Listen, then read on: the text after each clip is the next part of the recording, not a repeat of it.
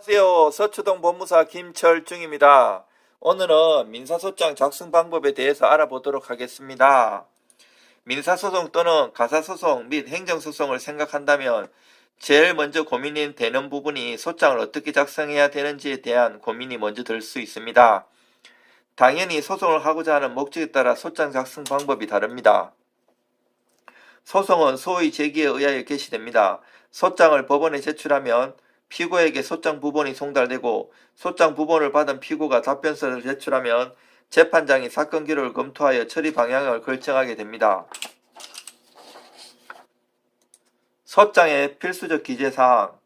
민사소송 소장에는 필수적으로 기재되어야 하는 사항이 있는데요. 소송의 당사자인 원고와 피고, 청구 취지, 청구 원인, 첨부술이 기재되어야 합니다.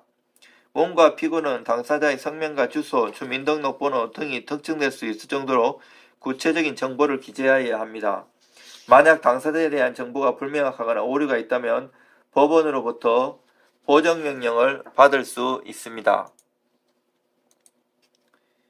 개인 및 개인사업자인 경우 상대방 인적사항을 알지 못한다면 사실조회 신청 및 문서 송부 촉탁 신청을 해야 합니다. 사실조회 신청 및 문서 송부 촉탁 신청, 소장을 작성할 때 가장 기본이 되는 것은 상대방을 특정해야 합니다. 상대방이 개인 또는 개인사업자인 경우에는 주민등록번호까지 알아야 되고 만약 법인이라면 법인번호를 알아야 됩니다. 문제는 상대방이 개인 또는 개인사업자인 경우에 이름만 알고 주소 및 주민번호를 모르는 경우가 많은데 이때 상대방을 특정할 수 있는 계좌번호, 사건번호, 휴대폰번호 등으로 사실조회 및 신청 및 문서송부 촉탁 신청을 하면 상대방 인적사항을 특정할 수 있습니다. 즉 소장 작성할 때 상대방 인적사항을 모른다면 주소 불명 등으로 표시를 하고 소장 제출과 함께 사실조회 신청을 해야 합니다. 그 다음으로 사건명 기재하는 방법인데요.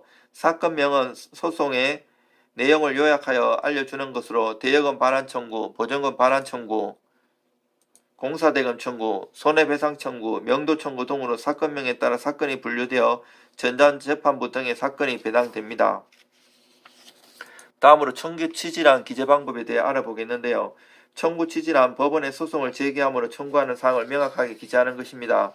즉 임대차 보증금 청구를 위하여 소를 제기하였다면 보증금의 액수와 소송 비용의 피고 부담, 가집행 여부에 대해 기재해야 합니다. 보증금 반환 청구에서 유의할 점은 주문 1에 별지 목록 기재 부동산 임대 목적물에 인도받은과 동시에 보증금 반환할 것을 청구하는 것인데요. 임대인의 임대 보증금 반환 의무와 임차인의 임대 목적물 반환 의무는 동시행의 관계에 있기 때문에 만약 원고가 위 문구를 넣지 않고 보증금의 반환만을 청구하였다면 일부 소하여 소송 비용을 원고도 부담하게 되었을 수 있습니다. 이처럼 청구 취지는 원고가 원하는 바와 원고의 의무를 모두 계산하여 법에 맞는 정확한 권리를 청구하여야 합니다. 다음은 청구 원인 작성 방법인데요. 청구 원인은 청구 취지의 청구를 하게 된 사실관계와 근거를 제시하는 것입니다. 청구의 근거가 되는 계약, 법률관계를 일시를 포함하여 명확하게 기재해야 하는데 청구하는 권리에 따라 반드시 포함되어야 하는 사실이 다릅니다. 청구 원인에 반드시 포함되어야 하는 사실을 요건사실이라고 하며 임대차 보증금 반환 청구의 요건사실은 임대차 계약의 체결사실, 임대차 보증금의 지급사실, 임대차의 종료사실입니다. 임대차 계약의 체결사실에는 임대차 목적물, 차임이 구체적으로 특정되어야 하며 임대기간에 관한 사실까지도 주장, 증명하여야 합니다. 원고가 법원에 소장을 제출하면 법원은 심사 후 피고에게 소가 제기되었음을 알리는 소장 부본을 송달합니다. 소장 제출은 법원에 직접 서면을 제출하는 것도 가능하고 전자제출도 가능합니다. 소장을 받은 피고는 소장 받은 날로부터 30일 이내에 답변서를 제출해야 합니다. 만약 피고가 답변서를 제출하지 않을 경우 변론 없이 원고 성소 판결이 내려집니다. 따라서 송달받은 소장에 사실과 다른 내용이 있다면 반드시 기한 내에 답변서를 제출해야 합니다. 피고가 답변서를 제출하게 되면 변론기일이 정해지고 변론기일에 원고가 피고가 재판에 출석하여 서로 주장과 증거를 제출하여 최종 판결을 내리게 됩니다. 이상으로 소장 작성 방법에 대해서 알아보았는데요.